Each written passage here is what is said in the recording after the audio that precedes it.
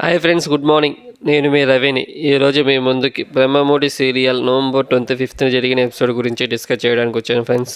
So వీడియోలోకి పోయే ముందు మీకు ఈ వీడియో నచ్చినట్లయితే లైక్, షేర్ అండ్ సబ్స్క్రైబ్ చేయండి. Thank you for your support.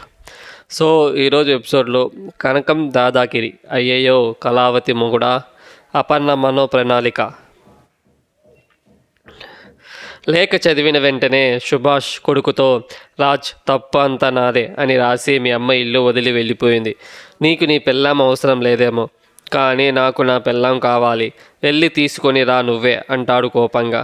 నాకేం సంబంధం లేదు, అమ్మ వెళ్ళిపోయింది, నా వల్ల కాదు అంటాడు రాజ్. వెంటనే రుద్రాని, రాజ్కి ఏ సంబంధం అన్నయ్య? ఆ కావ్య తన ప్రయత్నాలన్నీ ఆగిపోయాయని చివరి ప్రయత్నంగా వదినను తన వైపు తిప్పుకొని ఈ డ్రామా ఆడుతున్నట్లుంది అంటుంది కావాలనే. వెంటనే స్వప్న, తనకు అంత అవసరం ఏముంది? నిజంగా తనకి ఇంటికి రావాలనుకుంటే రాజు గెలిచింది తన డిజైన్స్తోనే కదా, ఆ విషయాన్ని గట్టిగా మాట్లాడి వచ్చేది. ఇంత నాటకాలు ఆడాల్సిన పని నా చెల్లికి లేదు అంటూ స్వప్న రుద్రానికి నోరు మూయిస్తుంది. రుద్రాని స్వప్నాల తర్వాత, ఏంట్రా నువ్వు వెళ్ళావా అక్కడికి, మీ అమ్మని తీసుకుని రావా అంటుంది ఇందిరాదేవి కోపంగా. ఇంకా సుభాష్ ఊరుకోడు.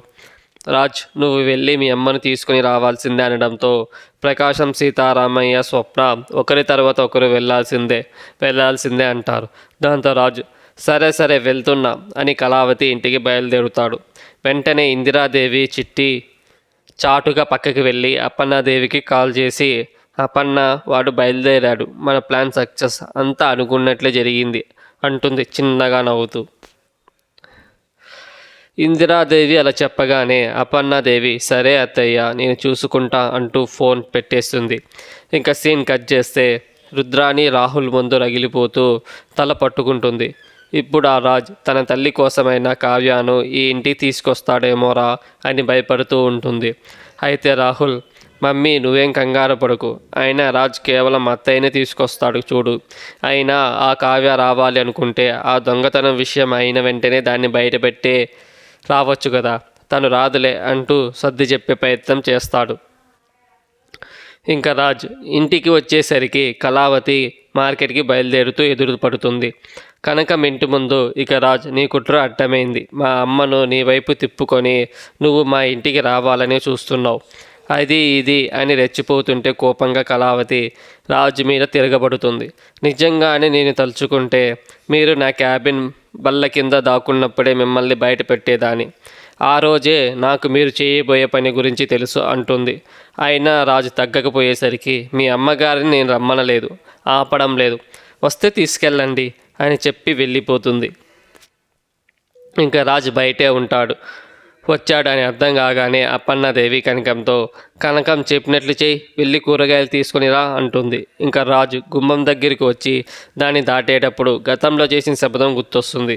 మళ్ళీ జన్మలో మీ ఇంటి గుమ్మం దక్కను అన్న మాట గుర్తొచ్చి తల కొట్టుకుంటూ, ఏం కర్మ తీసుకొచ్చావే కళావతి అని రగిలిపోతాడు. వెంటనే ఇంటి లోపలికి చూస్తే అపర్ణదేవి కింద నేల మీద కూర్చొని వంకాయలు, టమోటాలు కట్ చేస్తూ ఉంటుంది. కనకం సోఫాలో కూర్చొని కాఫీ తాగుతుంది.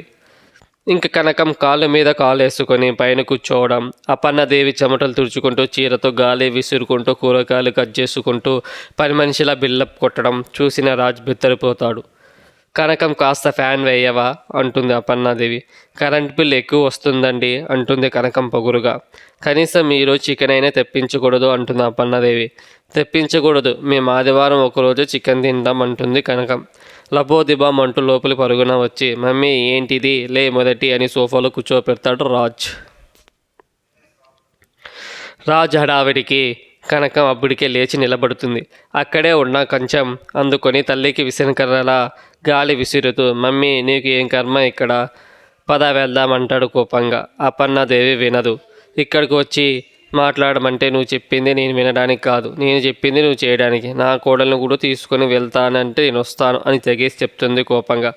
దాంతో అది మాత్రం జరగదు అని వెళ్ళిపోతూ, క్యాన్సర్ కనకం గారు గుర్తుపెట్టుకోండి, తను మా అమ్మ అనే విషయం మర్చిపోయి ప్రవర్తించకండి అని వార్నింగ్ ఇచ్చి వెళ్ళిపోతాడు.